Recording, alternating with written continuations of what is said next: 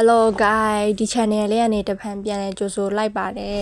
ဒီနေ့ပြောပြသွားမယ့်ဇာတ်လမ်းလေးကတော့အရင်တစ်ပတ်ကပြောပြပေးသွားခဲ့တဲ့ GR ဇာတ်လမ်းလေးရဲ့အဆက်ဖြစ်ပါတယ်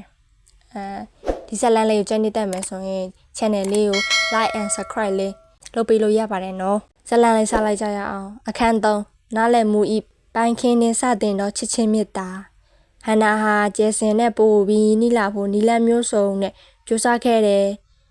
သူမဟာကျဲစင်စိတ်ဝင်စားတဲ့စာအုပ်တွေအကြောင်းမေးမြန်းတာမျိုးကျောင်းရဲ့စာကြီးတိုင်းမှာသူမနဲ့တိုက်ဆိုင်တွေ့ဆုံဖို့ဖန်တီးတာမျိုးတွေလုပ်ခဲ့တယ်။အစပိုင်းမှာတော့ကျဲစင်ကနည်းနည်းရှောင်ဖယ်ဖယ်လုပ်နေပေမဲ့ဟန်နာရဲ့စိတ်ရင်းမှန်သိလာတဲ့အခါတဖြည်းဖြည်းသူမအပေါ်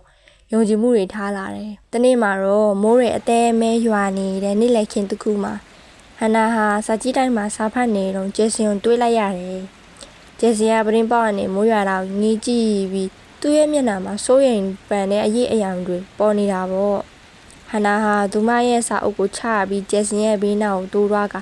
ကျဲစင်ဘာဖြစ်နေရလဲနေမကောင်းဘူးလားလို့မေးလိုက်တယ်ကျဲစင်ကလည်းကြည့်ပြီးအားငယ်တဲ့လေတန်းနဲ့အမေဆေးရုံမှာမိုးကလည်းရွာနေတော့တွားရတာအဆင်မပြေဘူးလို့ပြောတယ်ဟန်နာကလည်းဒါများဘာလို့စိတ်ပူနေရလဲငါကားပါလေငါကားနဲ့လိုက်ပို့မှာပေါ့လို့ပြောတယ်ကျဲစင်ဟာအန်အော်ရဲ့မျက်လုံးတွေနဲ့ဟန်နာကိုကြည့်ပြီးမလိုပါဘူးငါဘာသာပဲလို့ညင်းဖို့ပြင်လိုက်ပေမဲ့ဟန်နာရဲ့စိတ်စေတနာကိုမြင်တော့ဘာမှထပ်မပြောတော့ပဲငြိမ်နေလိုက်တော့တယ်အိမ်ထဲစားပြီးသူတို့နှစ်ယောက်ရဲ့ဆက်ဆံရေးဟာတဖြည်းဖြည်းနှက်ဆိုင်လာခဲ့တယ်ဟန်နာဟာကျဲစင်ကိုစေးရုံလိုက်ပို့ပြီးခဲ့ပြီးကျဲစင်ရဲ့မိခင်ကိုလည်းခယူးတစ်ဆိုင်ပြုစုဆောင်ရှောက်ပြီးခဲ့တာပေါ့အဲ့ဒီအချိန်တွေမှာသူတို့နှစ်ယောက်ဟာတယောက်ရဲ့အားနည်းချက်တွေခန်းစားချက်တွေကိုပွင့်လင်းပြောပြဖြစ်ခဲ့ကြတယ်ဟန်နာဟာသူ့ရဲ့ပေါ့ပပနဲ့ပျော်ရွှင်တဲ့ဘဝရဲ့နောက်ွယ်မှာဖုံးကွယ်ထားတဲ့အထီးကျန်ဆန်တဲ့ခန်းစားချက်တွေကိုကျဲစင်ကိုပြောပြခဲ့တယ်ကျဲစင်ကလည်းသူမရဲ့အခက်ပင်ပန်းတဲ့ငယ်ဘဝအတွေ့အကြုံတွေနဲ့မိခင်အပေါ်ထားတဲ့ချစ်ချင်းမေတ္တာတွေကိုဟန်နာကိုဖွင့်ပြခဲ့တယ်သူတို့နှစ်ယောက်ဟာမတူညီတဲ့ဘဝနောက်ခံတွေကလာခဲ့ပေမဲ့တယောက်ရဲ့စိတ်နှလုံးသားကိုတယောက်နားလည်ပေးနိုင်တယ်ဆိုတာကိုတွေ့ရှိခဲ့ကြတယ်။အချင်းချင်းရဲ့အားနည်းချက်တွေကိုဖေးမကူညီရင်းအားသာချက်တွေကိုချီးကျူးရင်းသူတို့ရဲ့ကြားမှာမေတ္တာတရားဆိုတဲ့မိုင်းခင်းလေးဟာတဖြည်းဖြည်းနဲ့လှပစွာပွင့်လန်းလာခဲ့တာပေါ့။ကျောင်းရဲ့ပွဲတော်တစ်ခုမှာဟန်နာဟာကျဲစင်ကိုလက်သွဲပြီးလူများရှေ့မှာပထမဆုံးအကြိမ်ခေါ်သွားခဲ့တယ်။အားလုံးရဲ့အံ့ဩတဲ့မျက်လုံးတွေကြားမှာသူတို့နှစ်ယောက်ဟာတယောက်ကိုတယောက်နူးညံ့တဲ့အပြုံးတွေထဲမှာနားလည်မှုယုံကြည်မှုနဲ့ခိုင်မာတဲ့ချစ်ချင်းမေတ္တာတွေအပြည့်ပါဝင်နေတာပေါ့ဒါပေမဲ့သူတို့ရဲ့ချစ်ချင်းမေတ္တာခီလာဟာလွယ်ကူမှာတော့မဟုတ်သေးပါဘူးသူတို့ရဲ့မတူညီတဲ့လူမှုအလွှာတွေမိသားစုရဲ့ကန့်ကွက်မှုတွေနဲ့ပတ်ဝန်းကျင်ရဲ့ဝေဖန်မှုတွေကသူတို့နှစ်ယောက်ကိုစောင့်ကြိုနေစေပါပဲသူတို့ရဲ့ခိုင်မာတဲ့နှလုံးသားတွေက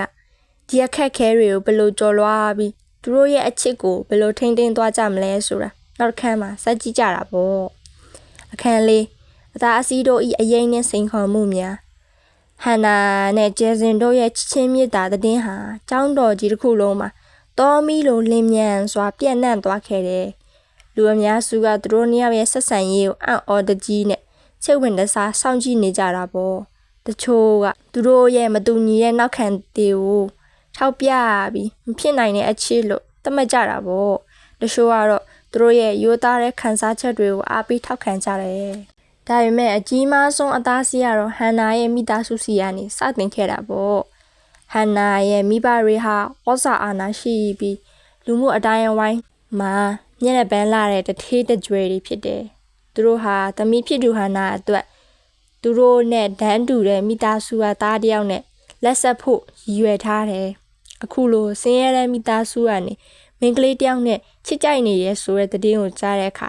သူတို့ဟာအကြည့်အကျယ်ဒေါသထွက်ပြီးဟန်နာကိုပြင်းပြင်းထန်ထန်ကန့်ကွက်ခဲ့ကြတယ်ဟန်နာနေပါရီလုံနေရလဲနင့်ရဲ့အဆင့်အတန်းကိုမမေးနဲ့အဲ့ဒီလိုဆင်းရဲတဲ့မင်းကလေးနဲ့ဘယ်လိုပေါင်းဖက်လို့ရမှာလဲဒါဟာငါတို့မိသားစုရဲ့ဂုဏ်တိတ်ခါထိခိုက်စေရဲ့လို့ဟန်နာရဲ့ဖခင်ကဒေါသတကြီးပြောလိုက်တယ်ဟန်နာရဲ့မိခင်ကလည်းညရည်တွေဝဲပြီးသမီးရဲ့နားထောင်ပါဦးအဲ့ဒီကလေးမဟာသမီးကိုတကယ်ချစ်တာမှမဟုတ်ပဲသူဟာသမီးရဲ့ငွေကြေးနဲ့အဆင့်အတန်းကိုလိုချင်လို့တ သမီးကိုချင်းကပ်တာဖြစ်လိမ့်မယ်မိုက်မဲတဲ့အချစ်တွေနောက်ကိုလက်မနေပါနဲ့တော့လို့မနဲ့တဲ့လေတန်းနဲ့ပြောရှာတယ်ဟန်နာဟာမိဘတွေရဲ့ပြင်းထန်တဲ့ကန့်ကွက်မှုတွေကြားမှာအလွန်မင်းစိတ်တော့ကရောက်ခဲ့တာပေါ့သူမဟာကျဲစင်ကိုလည်းချစ်မြတ်နိုးသလိုမိဘတွေကိုလည်းစိတ်မစင်းရဲစေချင်ဘူးလေသူမဘယ်လိုဆုံးဖြတ်ချက်မျိုးချမလဲဆိုတာဝေခွဲမရဖြစ်နေတယ်တစ်ဖက်မှာလည်းကျဲစင်ဟာသူမရဲ့ပတ်ဝန်းကျင်ကနေဖိအားတွေကိုခံစားနေရတယ်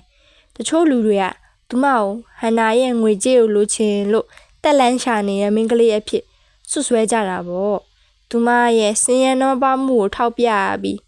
ဟန်နာနဲ့မတန်ဘူးလို့ပြောဆိုလောင်ပြောင်ကြတယ်ဟဲ့ကျဲစင်ညီကတော့တော်တော်ဇက်လန်းစင်တတ်တယ်နော်တတိတမိကိုဖန်ဆားနိုင်တာတကယ်ပဲမလွယ်ဘူးအဲ့လိုသူမရဲ့အတိအကျွမ်းတွေတချို့ကမနာလိုတဲ့လေတန်းနဲ့ပြောကြတယ်ကျဲစင်ဟာဒီဆွဆွဲမှုတွေကြောင့်အလွန်အမင်းစိတ်ထိခိုက်ရရတယ်သူမဟာဟန်နာကိုတကယ်ပဲချစ်မြတ်နိုးတာဖြစ်ပြီးငွေကြေးကြောင့်မဟုတ်ဘူးဆိုတာကိုဘယ်လိုတတ်သိပြရမလဲဆိုတာသူမမသိဘူးဖြစ်နေတယ်သူမရဲ့ဂုဏ်တိတ်ခါနဲ့ရိုးသားမှုကိုလူတွေကအထင်လွဲနေကြတဲ့အတွက်သူမအယံဝမ်းနေခဲ့ရတာပေါ့ဒါအပြင်ဟန်နာနဲ့ကျဲစင်တို့ရဲ့ကြားမှာလည်းမကြာခဏဆိုတို့လိုအထင်မြင်လွဲမှားမှုတွေစိတ်ခုမှုတွေဖြစ်ပေါ်လာတတ်တယ်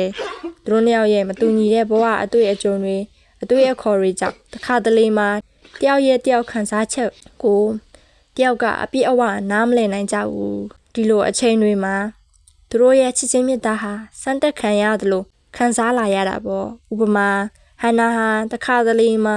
သူမရဲ့ချမ်းသာတဲ့တငယ်ချင်းတွေနဲ့ပျော်ရွှင်စွာပါတီသွားတာမျိုးကိုကျဲစင်ကမနစ်တက်ဘူးလေ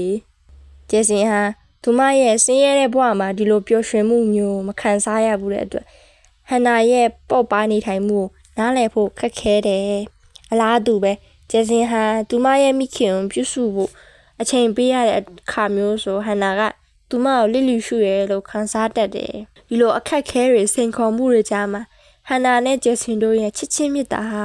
ဘလောက်ထိခိုင်မာမလဲဆိုတာကိုစမ်းတက်ခံရတာပဲ